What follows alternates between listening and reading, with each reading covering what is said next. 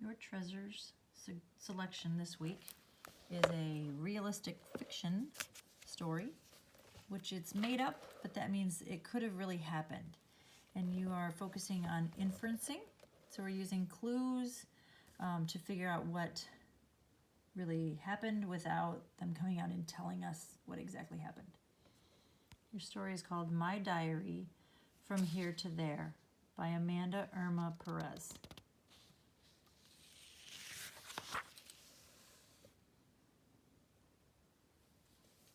Dear Diary, I know I should be asleep already, but I just can't sleep. If I don't write this all down, I'll burst. Tonight, after my brothers, Mario, Victor, Hector, Raul, and Sergio, and I all climbed into bed, I overheard Mama and Papa whispering. They were talking about leaving our little house in Juarez, Mexico, where we've lived our whole lives, and moving to Los Angeles in the United States. But why? How can I sleep knowing we might leave Mexico forever? I'll have to get to the bottom of this tomorrow. Today at breakfast, Mama explained everything. She said, Papa lost his job. There's no work here, no jobs at all. We know moving will be hard, but we want the best for all of you. Try to understand. I thought the boys would be upset, but instead they got really excited about moving to the States. The big stores in El Paso sell all kinds of toys, and they have escalators to ride. And the air smells like popcorn. Yum! Am I the only one who is scared of leaving our home, our beautiful country, and all the people we might never see again? My best friend Michi and I walked to the park today. We passed Don Nacho's corner store and the women at the tortilla shop, their hands blurring like hummingbird wings as they worked the dough over the griddle. At the park, we braided each other's hair and promised never to forget each other. We each picked out a smooth, heart-shaped stone to remind us always of our friendship, of the little park, of Don Nacho and the tortilla shop. I've known Michi since we were little, and I don't think I'll ever find a friend like her in California. You're lucky your family will be together over there, Michi says. Her sisters and father work in the United States. I can't imagine leaving anyone in our family behind.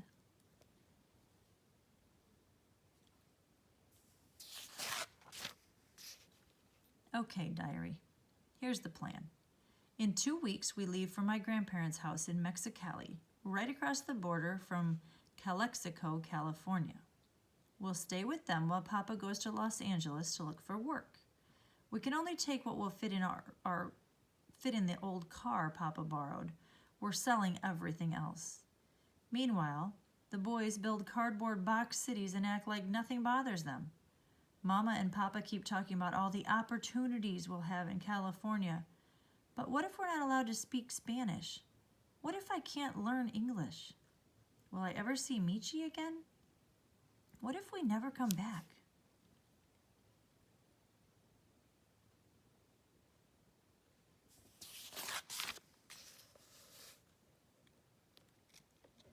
Today, while we were packing, Papa pulled me aside. He said, Amada, mija, I can see how worried you've been. Don't be scared. Everything will be all right. But how do you know? What will happen to us? I said. He smiled. Me hija, I was born in Arizona in the States. When I was 6, not a big kid like you, my papa and mama moved our family back to Mexico. It was a big change, but we got through it. I know you can too. You are stronger than you think. I hope he's right. I still need to pack my special rock. And you, diary. We leave tomorrow. Our trip was long and hard. At night, the desert was so cold we had to cuddle together to keep warm. We drove right along the border across from New Mexico and Arizona. Mexico and the U.S. are 2 different countries, but they look exactly the same on both sides of the border, with giant saguaros pointing up at the pink-orange sky and enormous clouds. I made a wish on the first star I saw. Soon, there were too many stars in the sky to count. Our little house in Juarez already seems so far away. We arrived in Mexicali late at night, and my grandparents, Nana and Tata, and all our aunts, uncles, and cousins, there must be 50 of them, welcomed us with a feast of tamales, beans, pan dulce, and hot chocolate with cinnamon sticks. It's so good to see them all. Everyone gathered around us and told stories late into the night. We played so much that the boys fell asleep before the last blanket was rolled out onto the floor. But, diary, I can't sleep. I keep thinking about Papa leaving tomorrow.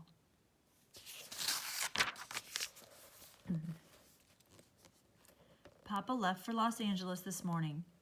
Nana comforted Mama, saying that Papa is a U.S. citizen, so he won't have a problem getting our green cards from the U.S. government. Papa told us that we need a green card to live in the States because we weren't born there. I can't believe Papa's gone. Tio Tito keeps trying to make us laugh instead of cry. Tio Raul let me wear his special mandala, and Tio Chato even pulled a silver coin out of my ear. The boys try to copy his tricks, but coins just end up flying everywhere. They drive me nuts sometimes, but today it feels good to laugh. We got a letter from Papa today. I'm pasting it into your pages, diary. My dear family, I've been picking grapes and strawberries in the fields of Delano, 140 miles north of Los Angeles, saving money and always thinking of you. It is hard, tiring work. There's a man here in the fields named Cesar Chavez who speaks of unions, strikes, and boycotts. These new words hold the hope of better conditions for us farm workers. So far, getting your green cards has been difficult, for we are not the only family trying to start a new life here. Please be patient. It won't be long before we are all together again. Hugs and kisses, Papa.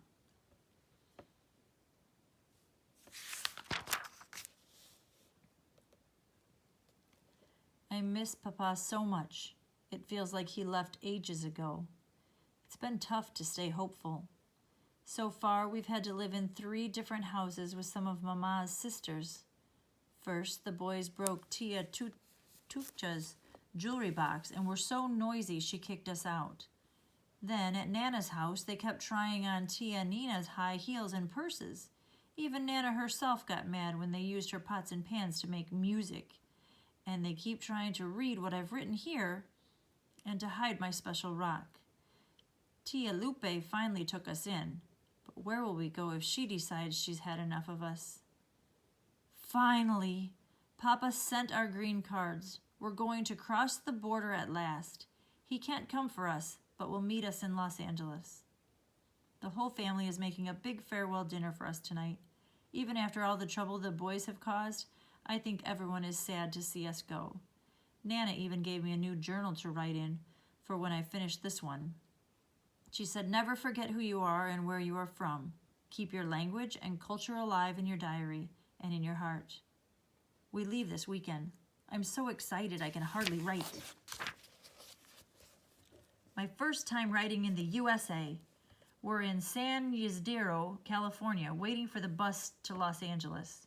Crossing the border in Tijuana was crazy. Everyone was pushing and shoving. There were babies crying and people fighting to be first in line. We held hands the whole way. When we finally got across, Mario had only one shoe on and his hat had fallen off. I counted everyone, and I still had 5 brothers. Whew! Papa is meeting us at the bus station in Los Angeles. It's been so long. I hope he recognizes us. What a long ride. One woman and her children got kicked off the bus when the immigration patrol boarded to check everyone's papers. Mama held Mario and our green cards close to her heart. Papa was waiting at the station, just like he promised.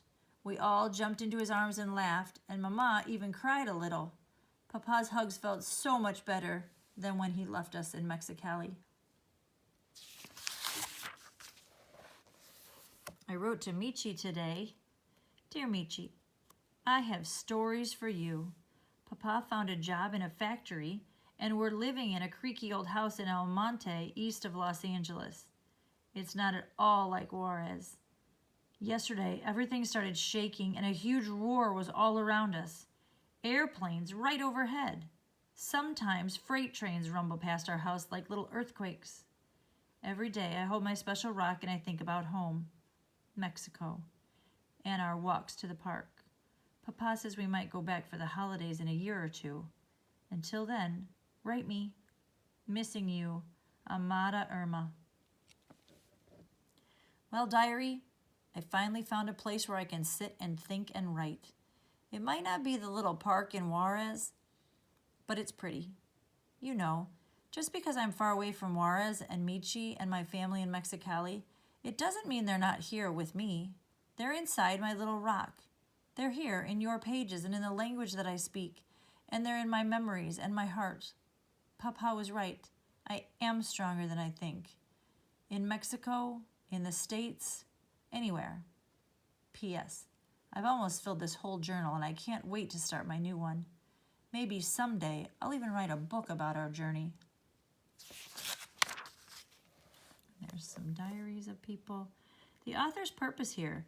Do you think using her own memories affected Amada Irma Perez's purpose for writing? What was her purpose for writing? The author's purpose. Entertain, inform, persuade. What was she trying to do?